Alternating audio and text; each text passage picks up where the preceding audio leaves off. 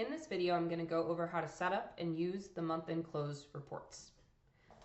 Essentially, the big value add of these reports is they help your firm to quickly identify transactions which might need additional review.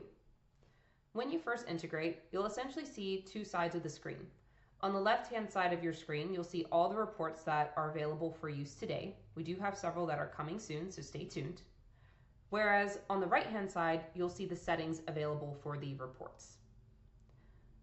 First thing you might want to do is on the left-hand side, if you see any reports that are not relevant to this particular client, let's say, for example, I don't use class or location for this client, then you can just toggle off the reports so that they don't appear later on when we set them up in projects.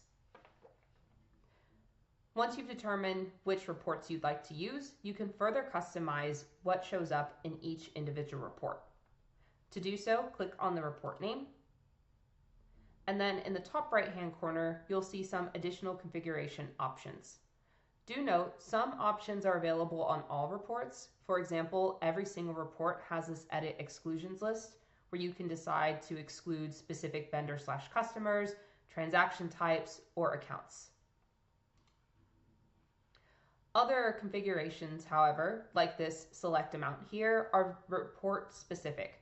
So for example, this is a large transactions report. You can decide, what should be the threshold. I'll say like 5,000 as an example of the transaction in order for it to appear on this report itself. Another configuration option you have on each report is the ability to customize the columns that display. So if you click this customize columns, you can see all the information that is available to you for each transaction. You can then click to toggle on additional columns, toggle off columns that you don't need. You can also click to move around the ordering of the columns so that you can specify how you want this data to appear so that you can be most efficient. Once you've customized the report to display as you'd like, you can also then modify any information you need about each individual transaction.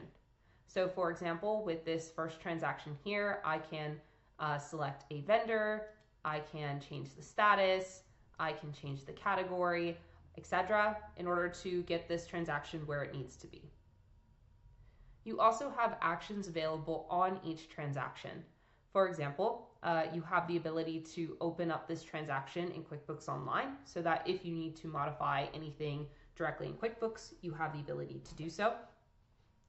You can share the transaction to the client portal so that if you have additional questions about the transaction or need additional information from your client, you can share it with them on their portal directly. You can attach documents to the transaction, and you can also chat with your client about this transaction.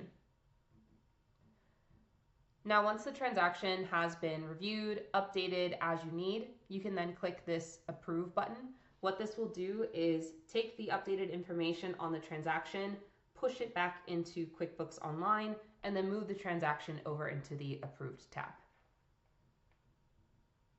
Lastly, if you make some changes here and you need to re-pull that information from QuickBooks, you can click this refresh data button and that will re-pull the information from QuickBooks Online. Now, once you've configured your reports to be as you need them, the other thing you'll probably want to configure is the report settings. So first setting you have is client reminders.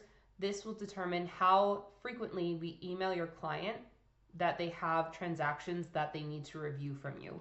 So if you click auto reminders, you can determine what that cadence should be for the notification frequency. You can send the notification now, and you can also view when the last reminder was set to your client. You can also choose which client contacts should be getting these notification emails. So I might want to turn off these notifications for Susan as an example.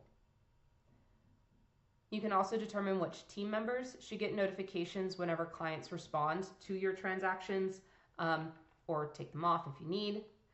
And then your last two options, you can re-import all of the transactions if needed or disconnect the integration altogether. Now that everything is configured, set up, and ready to use, the last piece I want to show you is how to add these reports into your project. The value of this is that instead of having your project in financial sense related to month end close and then having to come to this month end close tab to do your work. You can instead have an integrated experience where everything occurs in the project itself. So to do that, I'm going to go to create project. I'll just do mine from scratch. Month end close. I'm going to set the accounting period for monthly for last month and then click create.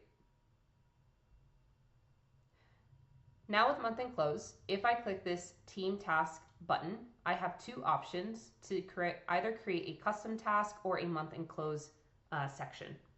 If you click custom task, that will just be your typical blank section that you can then add tasks as needed.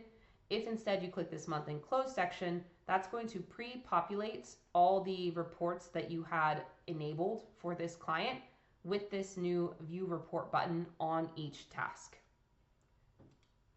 Now what this allows you to do is if you click view report, that will then slide out this slider with that specific report directly into your project. Like I said, this makes it a lot easier to keep everything all in one place and to do all your work in one place versus having to bounce between several screens. Now this first option with the team tasks, one thing I do want to note is that this is a quick add option. If you instead have existing tasks, so let me say something like review all transactions greater than 5,000.